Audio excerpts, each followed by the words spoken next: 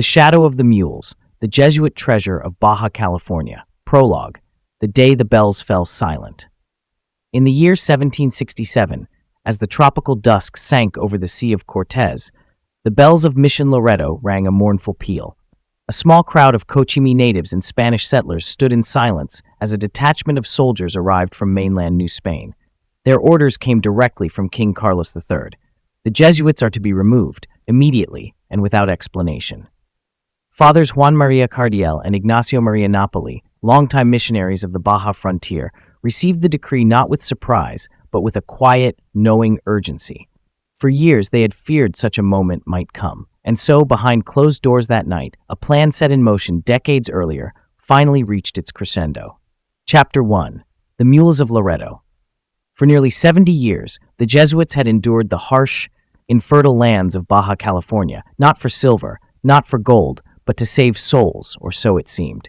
Yet beneath the thorny facade of mission work, something more had taken root. Between 1728 and 1766, shipments of silver bars and gold ingots began arriving from unknown sources in the Sierra de la Giganta, delivered by silent mule caravans under cover of darkness. Some said the mines lay hidden beyond the abandoned Jesuit site of Santa Maria Magdalena. Others whispered of a sacred cavern near the ancient paintings in the Cañón del Tordillo. What is known, recorded only in the secret Libros Negros hidden beneath the altar of Misión de San Javier, is that between those years, 2,743 mules laden with silver and 205 with gold passed through Loreto. Each mule bore 2 locked chests, each weighing 80 pounds.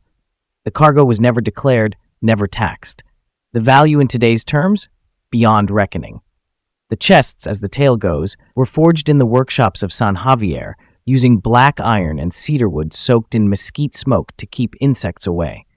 They were nailed shut, no hinges, no keyholes, and bound in leather with seals of the Society of Jesus stamped deep into the lids. Why this treasure existed remains a mystery. Was it the amassed wealth of forgotten mines, tithes from decades of pearl harvests around Mulegé and Bahia Concepcion, or donations to the pious fund of the Californias, never recorded for fear of interception? The truth has never been known. What is known is this: they buried it, all of it. Chapter 2. The Longest Procession. In the final weeks of 1767, just before the expulsion, a final procession of mules left Mission San Ignacio in the north, passed through Santa Rosalía de Mulegé, and arrived under cover of night at Loreto. The people of the town remember seeing candlelit figures riding silently along the coast road, cloaked in black. They called it the Noche sin Eco, the night without echo. Not even the surf seemed to move. From Loreto, the caravan broke into 5 groups, each heading toward a different location tied to the oldest and most remote missions. South, into the Sierra de la Giganta, where underground aquifers fed abandoned Jesuit wells. Northwest toward the cliffs of Mulegé, into the dry riverbeds where caves hidden by landslides still whisper secrets. Deep inland toward Comandú, along forgotten mission trails lined with ancient mesquite. East to Isla Carmen, where salt mines and caves once offered refuge. West into the Vizcaíno Desert, where a single mission wall now stands beneath a buried dome. Each group was guided by a Jesuit father and 2 native scouts sworn to silence. They left no maps. Instead, each route was memorized by the scouts and carved onto obsidian shards hidden in the mission walls. 1 in Loreto, 1 in Mulegé, 1 lost in the fire at Comandú, and 2 unaccounted for. Legend says they used black sand and wild sagebrush to cover the mule tracks. In some ravines, the chests were buried beneath cairns of red stone. In others, behind bricked-up cave mouths, sealed so carefully they blended into the mountain face.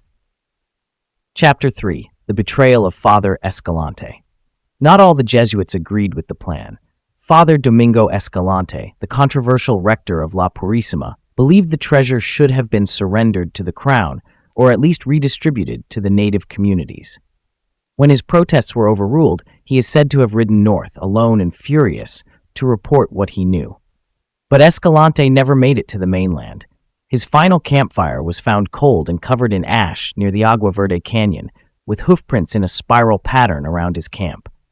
Locals say his ghost still walks that arroyo on windless nights, muttering in Latin and clutching a rusted mission key. One version of the story holds that he carried with him a codex of burial sites torn from the Jesuits' Black Ledger in Loreto. That codex has never been recovered. Chapter 4. The Legend of the Buried Bell. In Mulegé, an elder known only as Tomas del Rio told a story before he died in 1891. When he was a boy, his grandfather had taken him on a pilgrimage past the canyon beyond the mission orchards. They passed an alcove with 7 cebas, and there, hidden in a granite overhang, his grandfather struck a wall and declared, "The bell is buried here." When pressed, the old man explained that the Jesuit fathers had hidden not only treasure, but their greatest relic, a bell cast in the silver of 200 melted chalices, carried by the first mule of the last procession. It was never meant to ring again, not until the Jesuits returned. The cave has never been located, but rockfalls and forgotten canyons near Mulegé have yet to yield their final secrets. Chapter 5. The Disappearance of the Guides. The 2 Cochimí guides who had memorized the burial routes were given Christian names, Santos and Pedro de la Niebla. After the expulsion, both disappeared. Oral history claims that Santos joined a fishing village near Loreto and passed on his knowledge only to his eldest son. As for Pedro de la Niebla, stories say he wandered the desert in search of a voice only he could hear. He was found dead beneath a cardon cactus near Bahia de Los Angeles. His hands were stained black with soot, and clutched in his fingers was a folded piece of deer hide with the word Nido burned into it. Some believe this referred to the final resting place of the treasure, the nest where all paths converge. Others believe he went mad trying to find what no man was meant to recover. Epilogue. The Cave Without Shadow. To this day, no trace of the Jesuit treasure has ever been officially documented. But locals tell of travelers who stumbled upon iron rings embedded in stone, of faint metallic sounds echoing in desert caves, of a place where birds won't sing and shadows do not fall. They call it the Cueva sin sombra, the cave without shadow. And if the treasure lies there still, beneath layers of stone and time, it waits only for the right eyes to see the path that the mules once walked, and the hands brave enough to open a chest that hasn't seen sunlight in over 250 years.